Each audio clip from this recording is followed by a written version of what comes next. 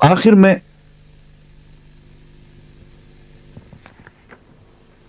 سورہ الحج کا جو موضوع ہمارے سامنے آ رہا ہے وہ عبادت ہے، جہاد ہے، مسلمانوں کے لیے ایک نام تجویز کیا گیا ہے، اللہ سے وابستگی کی دعوت ہے، ارشاد گرامی ہے، اور سب سے پہلے شرک سے روکا گیا ہے۔ ارشاد گرامی ہے سورہ الحج کی آیت نمبر 73، لوگوں ایک مثال دی جاتی ہے، غور سے سنو۔ جن معبودوں کو تم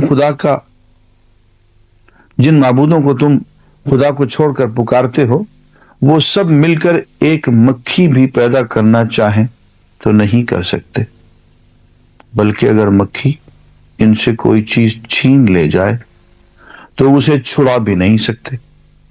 مدد چاہنے والے بھی کمزور اور جن سے مدد چاہی جاتی ہے وہ بھی کمزور۔ ان لوگوں نے اللہ کی قدر ہی نہ پہچانی جیسا کہ اس کے پہچاننے کا حق ہے۔ واقعہ یہ ہے کہ قوت اور عزت والا تو اللہ ہی ہے۔ اور اس کے بعد عبادت کی ترغیب اور الحج کی آخری آیات، ارشاد ہے اے لوگو جو ایمان لائے ہو، رکوع اور سجدہ کرو، اپنے رب کی بندگی کرو اور نیک کام کرو، شاید کہ تم کو فلاح نصیب ہو۔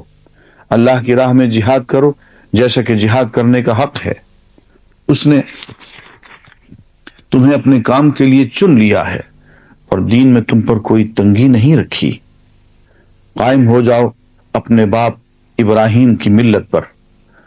اللہ نے پہلے بھی تمہارا نام مسلم رکھا تھا اور اس قرآن میں بھی تمہارا یہی نام ہے، تاکہ رسول تم پر گواہ ہو اور تم لوگوں پر گواہ۔ بس نماز قائم کرو، زکوٰۃ دو اور اللہ سے وابستہ ہو جاؤ۔ وہ ہے تمہارا مولا، بہت ہی اچھا ہے وہ مولا اور بہت ہی اچھا ہے وہ مددگار۔